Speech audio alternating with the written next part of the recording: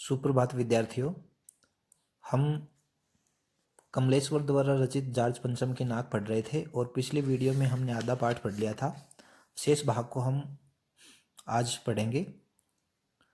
जब मूर्तिकार मूर्तिकार चुप खड़ा था, सहसा उसकी आंखों में चमक आ गई। उसने कहा, एक बात मैं कहना चाहूँगा, लेकिन इस शर्त पर कि यह बात अखबार वालों तक न पहुँचे। सभापति की आंखों में भी चमक आई। चपरासी को हुक्म हुआ और कमरे के सब दरवाजे बंद कर दिए।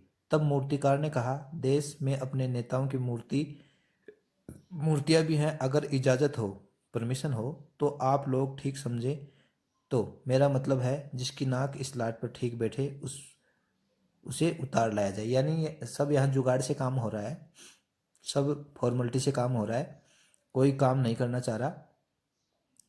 अब ये भ्रष्टाचार देखो, यहाँ भ्रष्टाचार पनप रहा है।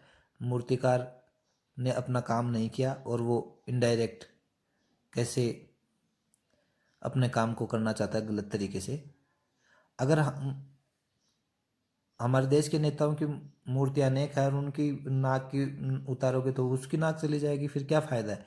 एक को हानि पहुंचाकर खुद लाभ प्राप्त करना ये कहीं का न्याय नहीं है। हमें ऐसा कभी भी नहीं करना चाहिए। अपने लाभ के लिए दूसरों को हानि पहुंचाए हमें, या हम अपने खुद की इज्जत बनाने के चक्कर में दूसरे की इज्जत हमें नहीं बिगाड़नी चाहिए।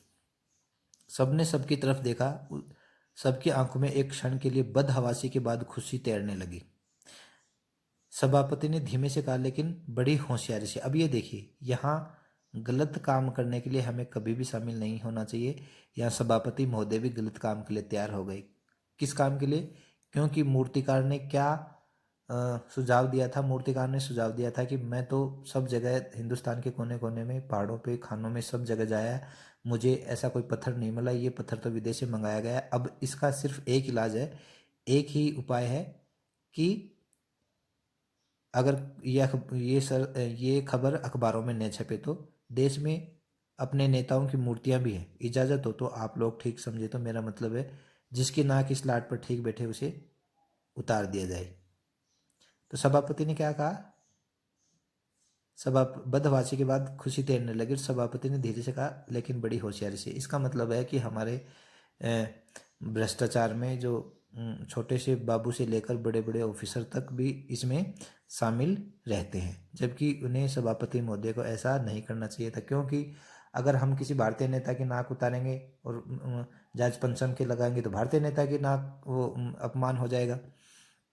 तो कभी भी हमें ऐसा नहीं करना चाहिए। लाभ कमाकर अपना लाभ के लिए दूसरे को हानि पहुंचाना या अपनी इज्जत बनाने के लिए दूसरे की इज्जत उतारना कहीं का न्याय नहीं है। हमें ऐसा कदापि नहीं करना चाहिए। और मूर्तिकार फिर देश दौरे पर निकल पड़ा। जॉर्ज पंचम की खोई हुई नाक का नाप उसके पास था। किसके पास था? मूर्ति के। अब देखिए, पहले तो वो क्या खोजने गया था? पत्थर। किस किस्म का है, कहाँ से लाना है, इसकी व्यवस्था में निकल पड़ा। सरकारी पैसे, सरकारी तंत्र का उपयोग कर रहा था। और अब क्या कर रहा है वो मूर्तिकार? फिर देश के दौरे पर निकल पड़ा। जॉर्ज पंचम की खोई हुई नाक उसके पास था।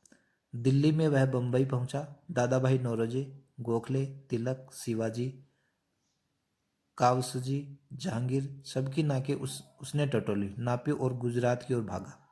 यानी दिल्ली से कहाँ पहुंचा? मुंबई पहुंचा। वहाँ किस किस की नापें देखी? दादा भाई नौरोजी सबसे सीनियर थे। तिलक, शिवाजी, कावसजी, जहांगीर, सबकी नाकें उसने टटोली, नापी और गुजरात की ओर भागा। माफ़ करिए, लाइट चली गई है। नापी, गुजरात की ओर भागा। मुंबई के बाद वो उसको वहाँ वो उसकी नाप जितनी, किसी के भी पास नाक इतनी, भारतीयों की नाक लंबी थी और उसकी नाक छोटी थी। और गुजरात की ओर भागा।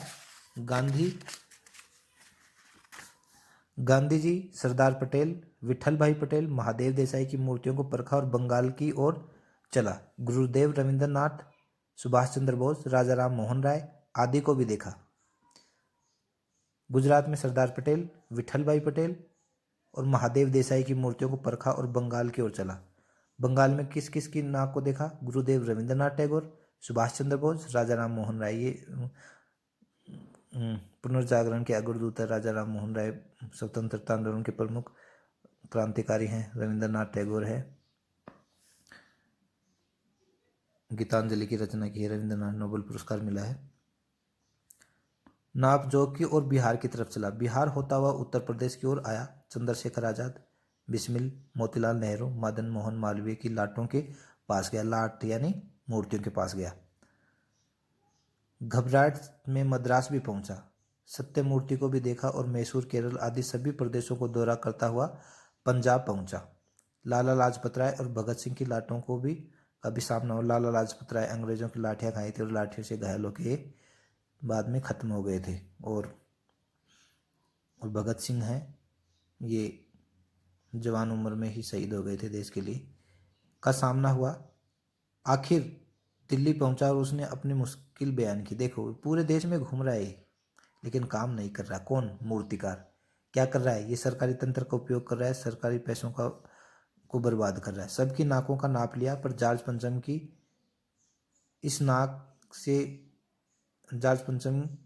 नाक से सब बड़ी निकली। यानी यह नाक का मतलब इज्जत से है, तो इसका मतलब है कि हमारे भारतीय जो नेता है उनकी नाक, उनकी इज्जत किससे बड़ी थी? जॉर्ज पंचम से बड़ी थी। सुनकर सब हताश हो गए, हताश यानी निराश हो गए और झुंझलाने लगे। मूर्तिकार ने ढांढस बंधाते हुए आगे कहा, अब देखिए ये हमारे सरकारी हुक्मरान हैं, सरकारी ऑफिसर्स हैं, वो एक किसकी बातों में आ रहे हैं? मूर्तिकार की बातों में। वो खुद भी अपना दिमाग नहीं लगा रहे, या ये कहें कि खुद काम नहीं करना चाह रहे, एक का काम दूसरे पे ढाल रहे हैं और किसके भरोसे? नया पार लगाना चाहते हैं मूर्तिकार के, और मूर्तिकार भी उन्हें बेवकूफ़ बना रहा है। सुना है कि बिहार सेक्रेटरीट के सामने, यानी बिहार सेक्रेटरीट यानी बिहार सचिवालय के सामने सन 42 में शहीद होने वालों की मूर्तियाँ स्थापित है। शायद बच्चों की नाक ही फिट बैठ जाए। यह सोचकर वहाँ भी पहुँचा, पर उन बच्चों की नाक भी इससे कहीं बड़ी बैठती है। अब बताइए मैं क्या करूँ? यहाँ बच्चों की नाक को जॉर्ज पंचम की नाक से बड़ा बताया गया, यानी बच्चों की भी इज्जत है लेकिन जॉर्ज पंचम की कुछ भी इज्जत नहीं है, कुछ भी उसकी नाक नहीं है। राजधानी में सब तैयारियां थी। राजधानी कहाँ? दिल्ली में। जॉर्ज पंचम की लाट को मल मल कर नहलाया गया। मल मल कर यानी साफ सुथरा धो धो के, बहुत अच्छी तरीके से रगड़ रगड़ के नहलाया गया। रोगन लगाया गया, रंग रोगन, सब कुछ हो चुका था, सिर्फ नाक नहीं थी। बात फिर बड़े हुक्का मुंह तक पहुंची, बड़ी खलबली मची। अगर जॉर्ज पंचम की नाक न लग पाई तो फिर रानी का स्वागत करने का मतलब, यानी उनका कोई मतलब नहीं रह जाएगा। यह तो अपनी नाक कटवाने वाली बात हुई।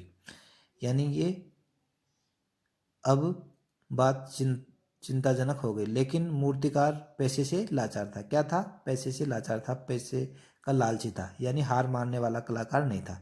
एक हेरतंगज, हेरतंगज यानी जो आश्चर्य वाली बात, ख्याल उसके दिमाग में कौंधा और उसने पहले शर्त दोहराई। जिस कमरे में कमेटी हुई थी उसके दरवाजे फिर बंद हुए और मूर्तिकार ने अपने नई योजना पेश की। पहले तो देखो भ्रष्टाचार वाली योजना बनाई रही थी।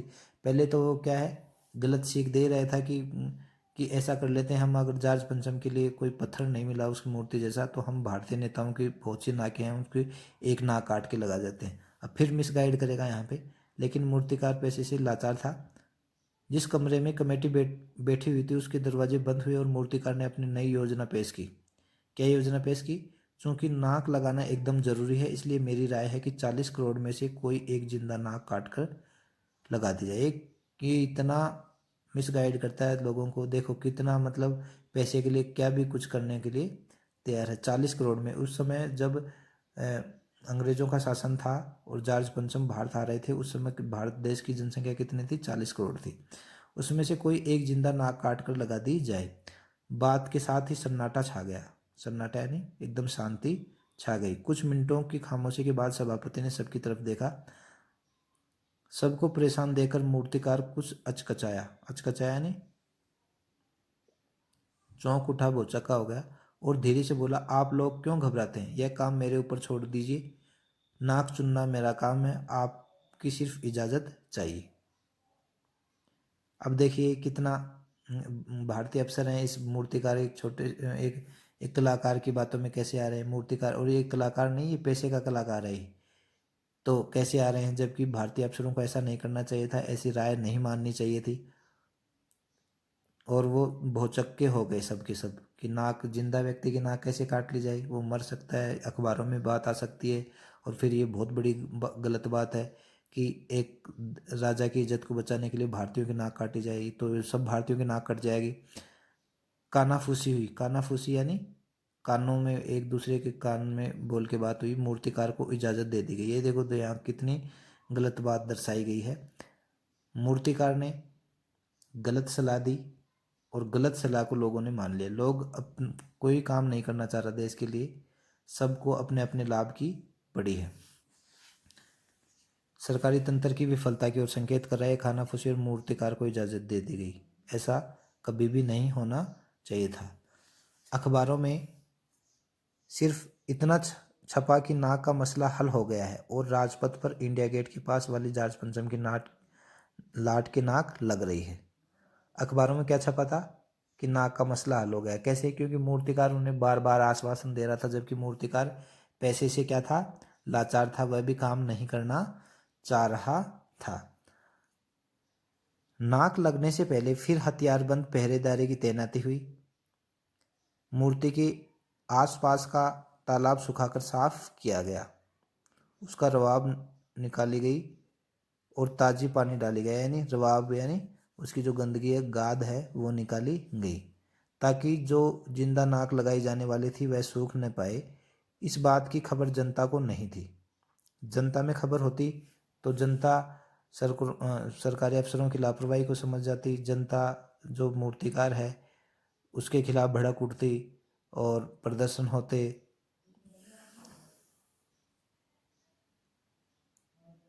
इस बात की खबर जनता को नहीं थी। सब तैयारियां भीतर ही भीतर चल रही थी। यानी लोग देखो, जॉर्ज पंचम की नाक बचाने के लिए अपने देश के लोगों की नाक काटने को तैयार हो गए। कितने भ्रष्टाचारी लोग हैं और कैसे कैसे लोग हैं जो अपने देश को, एक तरफ तो भगत सिंह, चंद्रशेखर आज़ाद, सरदार वल्लभ भाई पटेल जैसे लोग हैं जो इन्होंने देश के लिए प्राण न्यौछावर कर दिया, और एक ये मूर्तिकार है जो अपने पैसे के लालच में क्या कर रहा है, भारतीयों के नाक कटवा के किसके लगवा रहा है, जॉर्ज पंचम के लगवा रहा है। भीतर ही भीतर सब तैयारियां चल रही थी। रानी के आने का दिन नज़दीक आता जा रहा था। मूर्तिकार खुद अपने बताए हाल से परेशान था।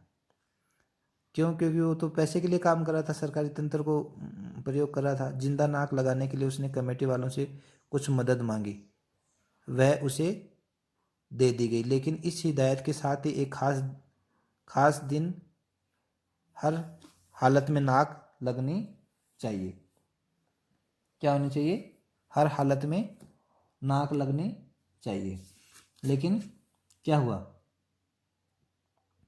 मूर्तिकार हताश हो गया। मूर्तिकार जॉर्ज पंचम की नाक पुनः लगाने के लिए अनेक प्रयास किए, लेकिन वह सफल नहीं हो सका। इसलिए वह क्या हो गया?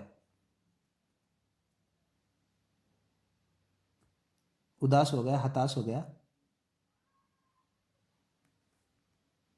तो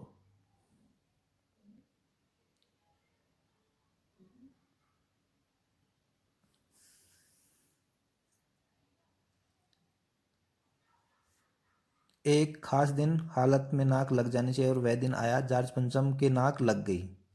क्या लग गई? जॉर्ज पंचम के नाक लग गई। सब अखबारों ने खबर छापी कि जॉर्ज पंचम के जिंदा नाक लगाई गई है। सब अखबारों ने क्या खबर छापी? जॉर्ज पंचम के क्या लगाई गई है? जिंदा नाक लगाई गई है।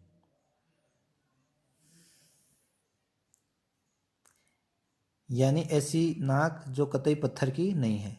लेकिन उस दिन अखबारों में एक बात गौर करने की थी। उस दिन देश में कहीं भी किसी उद्घाटन की खबर नहीं थी। किसी ने कोई फीता नहीं काटा, कोई सार्वजनिक सभा नहीं हुई, कहीं भी किसी का अभिनंदन नहीं हुआ, कोई मानपत्र भेंट करने की नौबत। सॉरी विद्यार्थियों, बार बार लाइट कट रही है, परेशानी है। कोई मानपत्र भेंट करने की नौबत नहीं आई। किसी हवाई अड्डे या स्टेशन पर स्वागत समारोह नहीं हुआ था। किसी का ताज़ा चित्र नहीं छपा था। सब अखबार खाली थे। उस समय अखबार खाली क्यों थे? जॉर्ज पंचम के नाक के दिन अखबार इसलिए चुप थे क्योंकि वे इसका विरोध चुप रहकर कर रहे थे। यही कारण है कि किसी स्वागत समारोह का कोई समाचार अखबारों में नहीं छपा था, कोई फीता नहीं कटा था, क्योंकि अखबार उनका बायकाट कर रहे थे। सब अखबार खा लेते। पता नहीं ऐसा क्यों हुआ। नाक तो सिर्फ एक ही चाहिए थी, और वह भी बूथ के लिए, यानी मूर्ति के लिए। तो ये पाठ था विद्यार्थियों। इस पाठ में 2-3 महत्वपूर्ण प्रश्न हैं। एक तो पत्थर की किस्म का ठीक ठीक पता न चलने पर मूर्तिकार ने मसला हल करने के लिए क्या सुझाव दिया। यानी वो पूरे देश में मूर्तिकार घुमाया था, लेकिन उसने क्या सुझाव दिए। उसने सुझाव दिए मूर्तिकार ने कि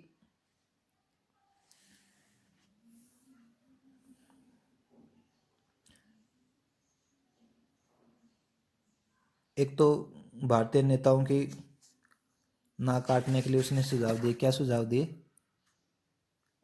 अपने देश के नेताओं की मूर्तियां भी है, अगर इजाज़त हो तो आप लोग ठीक समझे तो मेरा मतलब है कि जिसकी नाक इस लाट पर ठीक बैठ जाए उसे उतार लिया जाए। और सबने सबकी तरफ देखा। आंखों में एक क्षण के लिए बदहवासी की खुशी तैरने लगी। सभापति ने धीरे से कहा, लेकिन बड़ी होशियारी से। और मूर्तिकार क्या है, फिर देश के दौरे पर निकल पड़ा। और उससे पहले क्या हुआ, उससे पहले वो क्या कर रहा था कि इसकी चिंता मत कीजिए, वह क्या करेगा, पत्थर पत्थर खोज कर लाऊंगा। मैं हिंदुस्तान के हर पहाड़ पर जाऊंगा और पत्थर खोज कर लाऊंगा। दूसरी तरफ वो क्या दे रहा है कि हमारे देश के नेताओं की मूर्तियां हैं, उनके कोई नाक फिट बैठे तो वो लगा ली जाए। तो इस तरह से वो मिसगाइड करता है। और फिर क्या कहता है वो, फिर वो दूसरी राय देता है। उसने फिर बंद दरवाजे और मूर्तिकार ने अपनी योजना पेश की। चूंकि नाक लगाना एकदम जरूरी है, इसलिए मेरी राय है कि 40 करोड़ में से कोई एक जिंदा नाक काट कर लगा दी जाए। बहुत गलत बात है, ये मूर्तिकार बहुत मिसगाइड कर रहा है। लाट को नाक लगाने के लिए क्या क्या तैयारियां की गई। नई दिल्ली में सड़कों को साफ किया गया, नई दिल्ली की इमारतों को सजाया गया। नाक लगाने के लिए मूर्तिकार को बुलाया गया। मूर्तिकार ने उसी रंग रूप का पत्थर खोजने का प्रयास किया। अनेक मीटिंगें की गई। तो ये क्वेश्चन था। दूसरा, मूर्तिकार को बुलाने का क्या कारण था। मूर्तिकार को बुलाने का ये कारण था कि मूर्तिकार वैसी ही मूर्ति पर नाक लगाना चाहता था। मूर्तिकार किस बात से हताश हो गया। मूर्तिकार किस बात, जब उसे 42 में शहीद होने वाले बच्चों की नाक की मूर्ति की नाक से बड़ी लगी, तब वह हताश हो गया। अंत में उसने सुझाव दिया कि भारत के 40 करोड़ में से किसी भी जिंदा नाक को काट कर लगा दिया जाए।